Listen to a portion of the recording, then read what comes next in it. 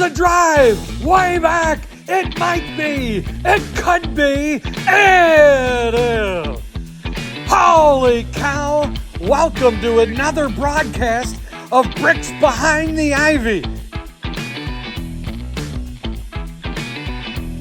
Hey, Cub fans! Welcome to another episode of Bricks Behind the Ivy. I am your host, Jeff Handed Cubs Rogowskis, and we're here to talk another exciting week of Chicago Cubs baseball. Well, exciting might be a strong definition, but it was definitely one of the weeks of the year. Yes, as the Cubs roll out of the All-Star break, they were chasing the right to continue to keep this team together, even though they're not really constructed to sell. So they really needed to win some of these games. So let's get right into it with the box score blitz. 3, 2, 1, go. The Chicago Cubs start the All-Star break at home, a 2-3-game series versus the Diamondbacks and the Brewers, and it was not the best start for a team looking to build some momentum. They lost 2 of 3 to the Diamondbacks, and they lost 2 of 3 to the Brewers. So they only won 2 of their first 6 games at home, first teams that they are currently chasing in the standings. What was the story of these 2 series? It was the offense. The Cubs' offense was abysmal. They had 9 runs in 6 games, and they are the only team since the All-Star break at this moment that has yet to score 10 runs in the first 6 games since returning. Yikes. Even the White Sox have 10 runs as of last night. They have a 54 weighted runs created plus, which is second to last in baseball, only above the White Sox, and they have a 191 team batting average and a 287 BABIP. That is not good. It is not going to get the job done. And it's too bad because the pitching was excellent. Cubs were 7 for 41 with runners in scoring position in these 2 series. But in their 2 wins, what was the highlight? The pitching. Cubs pitching has been super strong of late. Shota Imanaga, fresh off of his visit to Arlington to be the Cubs representative in the All-Star. Congratulations, Shota. He dominated again. This is versus an Arizona team that was 9th in baseball versus left-handed pitchers this season. He had 19 whiffs in 7 innings pitched. He had 2 hits, 1 run, 1 earned run, 1 walk, and 10 Ks. Shota shoved. Jameson Taillon continued to build on his potential trade value as he threw 7.1 innings versus the Brewers. 4 hits, 1 run, 1 earned run, 3 walks, and 3 strikeouts. He looked very good. It may be his last start as a Cub. He is scheduled to start next week, but if the Cubs are actually negotiating the trade, Jameson Taillon, I'm not sure he should start next week, just in case, because it's supposed to start the day before the trade deadline. Any pauses on offense? Yeah, Miguel Amaya. Miguel Amaya eliminated a leg kick in the swing, and he's been pretty hot of late. Small sample size alert. In the last 5 games, he's hitting .667 with an 18% walk rate and a 0% strikeout rate. It's been nice to see him get going, and without that leg kick, he might have found something. And that is the box score blitz. So not a lot to talk about with these 2 series at Wrigley. Just no runs scored. The Cubs had a small winning streak on Sunday into Monday, winning some close games, 1 in extra innings, and 1 with some home runs from Ian Happ, but still only maxing out at 3 runs in those games. Yeah, the Cubs pitching has really stabilized and has looked quite good for a decent amount of time. But before the All-Star break, the offense was cooking. And since the All-Star break, which obviously is only 6 games in, the offense has pretty much disappeared, which is super, super disappointing. Jed Hoyer and Carter Hawkins have been doing the tours, and people have been asking what direction this team's going to take, and they seem to be thinking towards the sell side. And I don't think it's the traditional sell sense that a lot of folks who follow baseball are thinking. It's not a tear it down to the studs type of situation, but it seems like the Cubs will be entertaining offers on players, and how wide of offers and whom is included in that is kind of up for debate. I'm in a glass case of emotion! But the thing is, as we've discussed on this pod, and as a lot of Cub pundits have discussed, there's just not a lot of contracts that are on this team that are going to be easy to move because of no trade clauses, longer financial commitments, and other things that are generally barriers for mid-year trades. So we will see what happens, but let's do a quick standings check, as the Cubs are technically still in the hunt for a playoff spot as those hopes dwindle every day. And Craig Counsell and the gang have said that they're still focusing on making the playoffs. And if this team does get hot offensively and the pitching remains as good as it has been of late and as good as it has been for most of the year, then they still have a shot, because no one has really run away with the wild card. But the division is over, at least for the Cubs, very likely. The Milwaukee Brewers are in first, the 59-43 record. Right behind them is the St. Louis Cardinals, 53-49. Then we have Paul Skeens' revitalized Pittsburgh Pirates, 52-50. Paul Skeens got his first loss the other night, even after striking out 8 and pitching into the ninth. He only gave up 2 runs. The Reds are just ahead our beloved Cubbies at 49-53, and the Cubs are in last in the Central at 49-55. They are currently 11 games back of first place and now 5.5 games back of the wild card. So, yeah, pretty bleak. Not this season we were expecting, and I think there'll be much more to talk about in the future when it comes to the 2024 Cubs and how they were constructed and how we will evaluate this season at the end of the year. But there's one thing that never disappoints, and that's Wrigleyville Sports. Wrigleyville Sports is a proud sponsor of Bricks Behind the Ivy. Go check out their store. They have been around since 1990, serving the public and serving Cubs fans before, after, and even on off day for the Cubs. They are right by Wrigley Field. They have the best selection of Cubs, Bears, White Sox, and other Cubs, Chicago sports teams. So check them out today. There's a link in the description of this podcast. Please go check it out. And while you're there at checkout, use our special code IV10 for 10% off of your order. And thank you, Wrigleyville Sports, for continuing to sponsor our podcast. So before I go into one of the trade candidates and discussing the likelihood and the value of this individual player we're going to look at, we do have a quick pit stop from everybody's favorite classic Cubs announcer, Mr. Harry Caray, with another Deep Thoughts with Harry Caray. Holy cow! Hello again, everybody, and welcome back to Deep Thoughts with yours truly, Harry. We're coming in. You might be looking around going, where are you? This doesn't look like the Wrigley Fire Bar and Grill, but today I decided to come on up here to Milwaukee to try to figure out if I could get some of the mojo of what they just did to us at a 3-game set. I'm at the world famous Fourth Base Restaurant here in Milwaukee, Wisconsin. You might see it on the feed. You know, this place is great. You got the owner back there, CJ, but this place is known. You see this bar right here? This place was featured in the last scene of the movie Major League. Go Ricky, go Ricky. But before we get started here on the podcast, I want to do this week's special shout out to, you know how I always say, you know, a special shout out to everybody. Well, you know, every time I say that, you know, I need to have guys in the booth, you know, they got to run the stats because I'm a little inebriated. Ooh, boy. Well, I got the guys in the booth here with me. I got the Cirillo Trio right there. They are. And there's Sleepy down there. Boy, oh, boy, oh, boy. Special shout out to Joseph Daniel Deacon coming up here from Bloomington Normal with this can of Pringle. And then we got Philip Geiersbach. Don't even ask me how to spell that backward.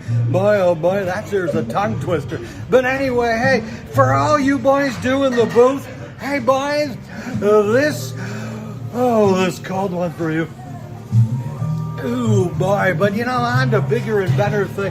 I don't even know what the heck's going on with the ball club. You know, our offense is kind of like a group of crickets. I mean, it's so gosh darn quiet.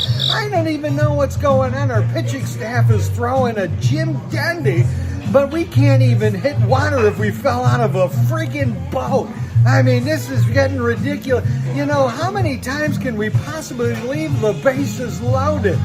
You know, but here's what I want you people to do. Comment here on the comment below the doohickey. Let me know what your thoughts are on the trade deadline. I've heard so many things about trade Taillon, trade Suzuki, hey, konnichiwa, trade, Ian Happ. I don't know. Who knows what's going to happen? Could be a big weekend. Who knows? But I tell you what, I'm going to go over there to AmFam Field or Miller Park, or I don't even know what the hell the name of the ballpark is. But I'm going to see if I can steal some of their mojo and bring it south over the border and bring it on over to 1060 West Addison.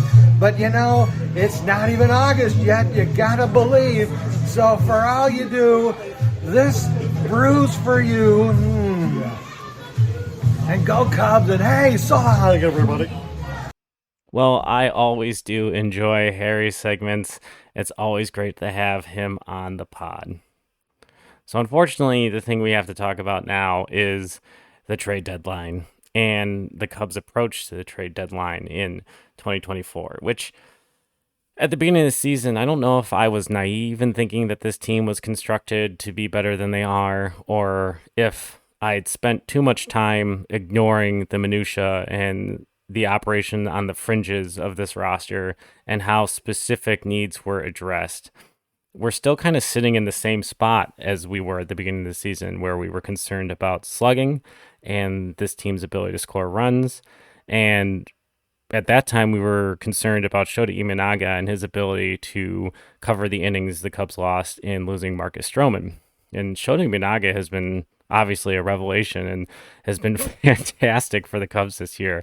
So that ended up being a non-issue, but we're still sitting on the offensive woes of this club that is truly missing a dynamic all-star or dynamic bat in the middle of the lineup to really raise the floor of a lot of these guys. As a lot of folks have pointed out, there's just not a player in this lineup that a team kind of puts together a game plan to get out and then may have used energy or mental energy to get that individual player or individual players out and then kind of slip up on some of the ancillary pieces of the squad.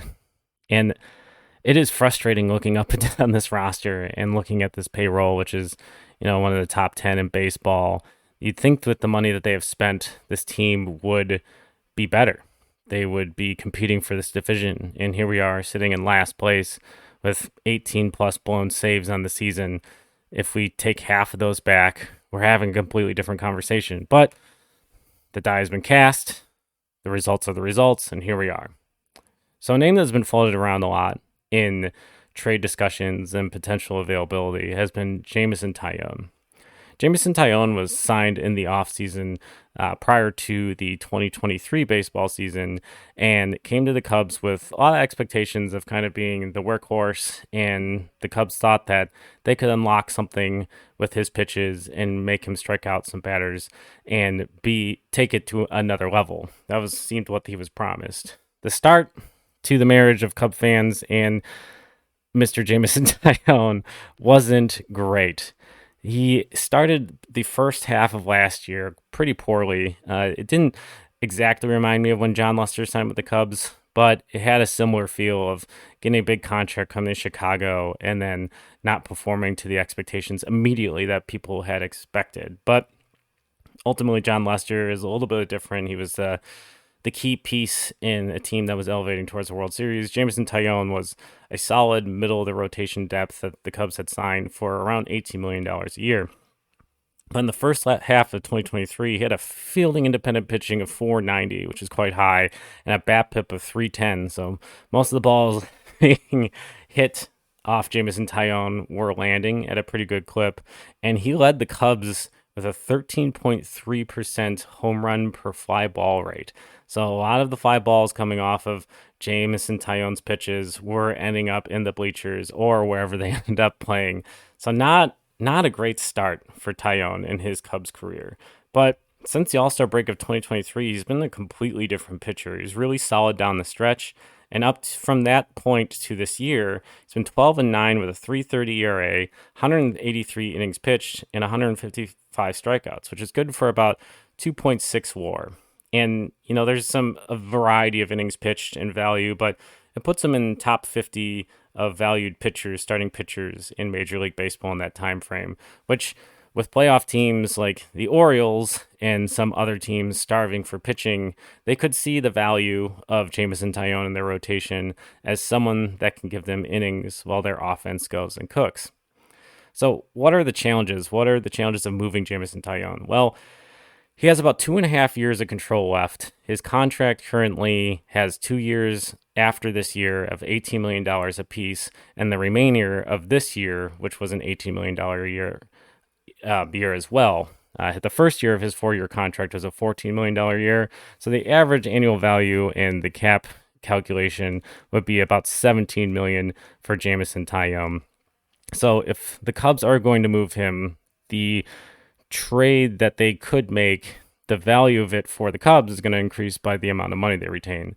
So if the Cubs trade Jameson Taillon, I think it'll signal to me their intents for 2025 on how much money they retain of Jameson Taillon. Now, mind you, the Cubs currently are still paying a number of players who are not on this roster, which is adding to some of the large amounts or the high payroll the Cubs have in 2024 and the questions about how this payroll is not able to construct a winning team.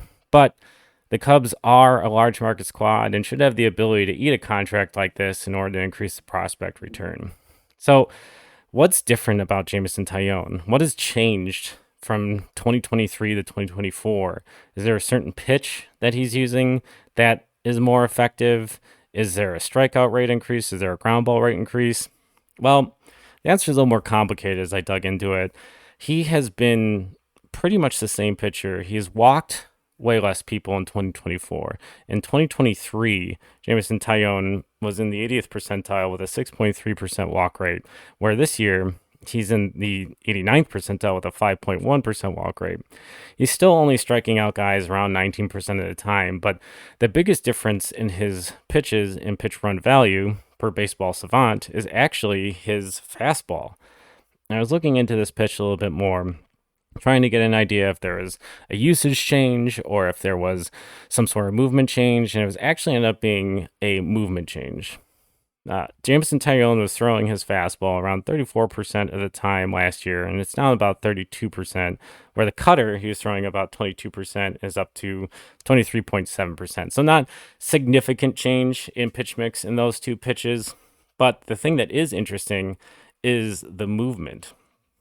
So Jameson Taillon had a cutter that had average vertical movement in 2023 of about 4.1 inches, where he decreased that this year to about 0.7, which is a dramatic change.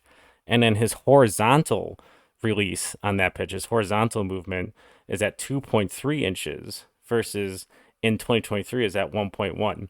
So it's not moving down as much, and it's not moving, it is moving across more. And the results are pretty strong. And it's similar change in his fastball. He used to lose about 0.3 inches in 2023 on his fastball, and he's leveled that out as well. And the pitching run value for his fastball and cutter has increased to 9 for the cutter respectively and 3 for the fastball, where both were negative pitches in which he gave up significant hard contact with expected slugging of about 620 or 598 and 521, where his cutter has expected slugging of 350 this year and the fastball is at 545. So the cutter shifting, the way that he's used his cutter and the way they shaped his cutter has made him a much more valuable pitcher.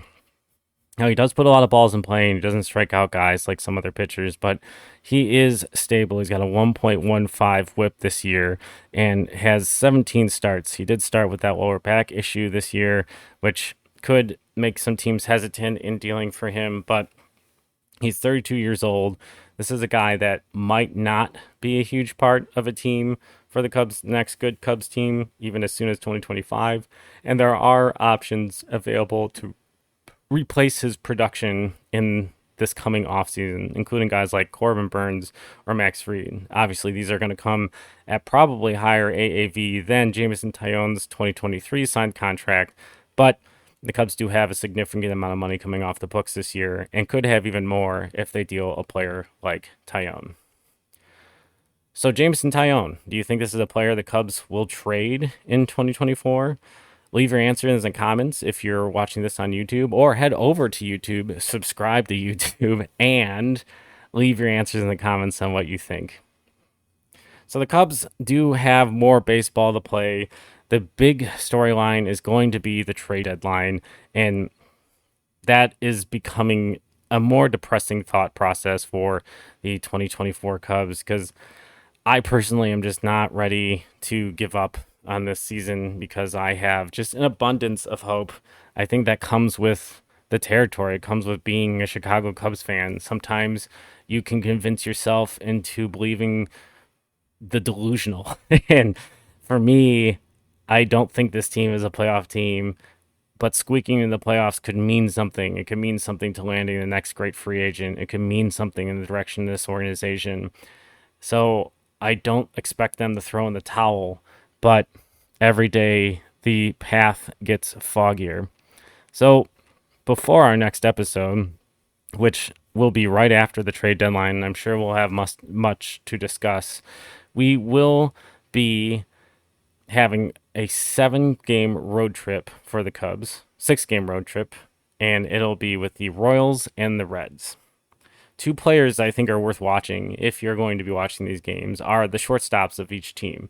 Bobby Witt Jr., who I saw at the Home Run Derby, is just a super fun player to watch. He seems to have lightning quick hands. He's now leading the American League in WAR, which is going to make the American League MVP race very, very interesting as they look at Gunnar Henderson, Aaron Judge, and now Bobby Witt. He's fast. He steals a ton of bases. He plays excellent defense. He's leading shortstops in defensive run saves. He's just a all-around fun player and is likely why the Royals are so good. The team gels around his performance, and he does everything. In the Red Series, I do like the front of their pitching. I like Hunter Green an awful lot and Nick Lodolo, and we'll see if the Cubs get paired against those guys. But Elly De La Cruz now has 50 stolen bases on the season. He is so fun to watch. A lot of speed. Really, really big guy. 6'7", hits the ball really hard. Switch hitter. Just super fun. So those are two guys that I would watch out for as the Cubs enter these series. So I hope the Cubs can stack up some wins and make that series versus the Cardinals that's coming right after that trip at Wrigley, a 4-game series starting that Thursday, interesting, or at least worthwhile. The likelihood of that happening is pretty low. And I'm not trying to be a downer. It's just this team's offense seems broken. Cody Bellinger potentially is coming back this weekend, but I just don't know if he's going to come back healthy enough and slugging to kind of lift the floor of the production of this offense. And he just hasn't really been himself since even the rib fracture, as the slugging percentage has been way down this year. So it'll be challenging to kind of imagine the offense kind of clicking, and the Cubs pitching will continue to be pretty solid, but they're facing some pretty strong offenses in the next week. Well, that's all we have this week for Bricks Behind the Ivy. Once again, thank you so much for tuning in. If you haven't already, please, if you're watching on YouTube, click that subscribe button, comment on things you want to see or things you liked about this episode. If you're listening to this on an audio podcast platform, please make sure to rate and review, as that increases the visibility for ya boy and our team here at Bricks Behind the Ivy. So this has been Bricks Behind the Ivy, a Cubs podcast for Cub fans, by Cub fans. We'll see you next week. And until then, go Cubs. Did you know Bricks Behind the Ivy has a swag store? Check out the link in the bio and dress like a brickhead today.